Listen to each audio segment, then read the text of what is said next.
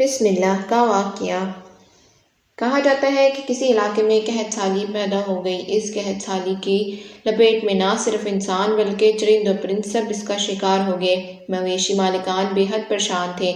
اس دوران ایک مسجد کے مولوی نے جمعے کے خطبے میں نہایت یقین کے ساتھ یہ بات بتائی کہ اللہ کا نام لے کر یعنی بسم اللہ پڑھ کر دریا کو حکم دیا جائے تو وہ بھی نافرمانی نہیں کرتا۔ خطبہ سننے والوں میں ایک چرواہا بھی موجود تھا۔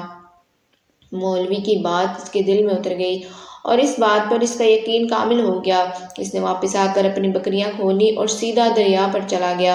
اونچی آواز سے بسم اللہ الرحمن الرحیم پڑھا اور دریا کو کہا وہ اپنی بکریاں چروانے کے لیے دوسرے پار جانا چاہتا ہے اور اسے کہا کہ مجھے اپنے اوپر سے گزرنے دے۔ یہ کہہ کر اس نے اپنی بکریوں کو لیا اور دریا پر چلتا ہوا دریا پار کر گیا۔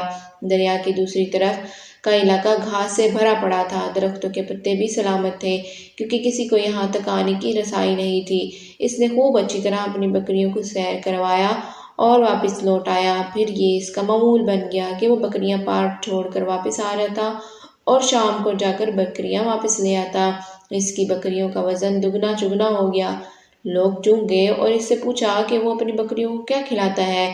وہ سیدھا سادہ اور صاف دل نوجوان تھا۔ اس نے صاف صاف بات بتا دی کہ جناب میں تو بسم اللہ الرحمن الرحیم پڑھ کر دریا پر چل کر اپنی بکریاں دوسری طرف چروانے کے لیے لے جاتا ہوں۔ یہ بات سب نے سنی مگر کسی نے اس چرواہے کی بات پر یقین نہیں کیا کیونکہ یہ ناقابل یقین بات تھی۔ مگر بات ہوتے ہوتے مولوی صاحب کے پاس پہنچ گئی۔ مولوی صاحب نے اس چرواہے کو بلایا اور سارا ماجرا پوچھا۔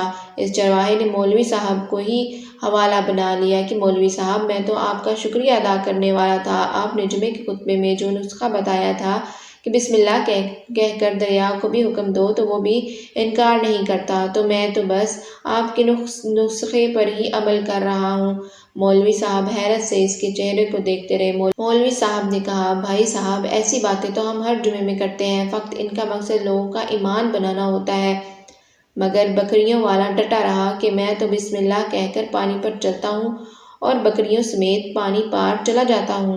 آخرکار مولوی صاحب نے صبح خود یہ تجربہ کرنے کی ٹھانی جسے دیکھنے چرواہے سمیت پورا علاقہ بھی آ گیا۔ مجمع زیادہ تھا۔ مولوی صاحب نے ایک دو بار سوچا کہ انکار کر دوں کہ کہیں ڈوب نہ جاؤں مگر وہ جو مولوی صاحب کو کندھے پر اٹھا کر لائے تھے اب بھی جوش و خروش سے اللہ اکبر کے نعرے لگا رہے تھے اور مولوی صاحب کے حق میں تعریفیں کر رہے تھے۔ آخرکار مولوی صاحب نے اپنے ڈر کو دور کرنے کے لیے ایک رسہ منگوایا۔ پہلے اسے ایک درخت کے ساتھ باندھا پھر اپنی کمر کے ساتھ باندھا پھر ڈرتے ڈرتے ڈھیلا ڈھالا بسم اللہ پڑھا اور دریا پر چلنا شروع ہو گئے۔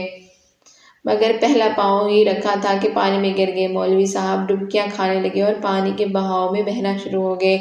لوگوں نے کھینچ کر باہر نکالا۔ مولوی صاحب کی اس حرکت نے چرواہے کو پریشان کر دیا کہ مولوی صاحب کی بسم اللہ کو یہ کیا ہو گیا ہے کیونکہ اس کا یہ روز کا معمول تھا۔ اس کے اپنے یقین میں کوئی فرق نہ آیا۔ اس نے بسم اللہ کہہ کر بکریوں کو پانی کی طرف اشارہ کیا اور خود ان کے پیچھے چلتا ہوا باہر چھوڑ کر واپس بھی آ گیا۔ لوگ اسے ولی اللہ سمجھ رہے تھے اور اس کے حق میں نعرے لگا رہے تھے مگر وہ سب سے بے نیاز سیدھا سادہ انسان تھا۔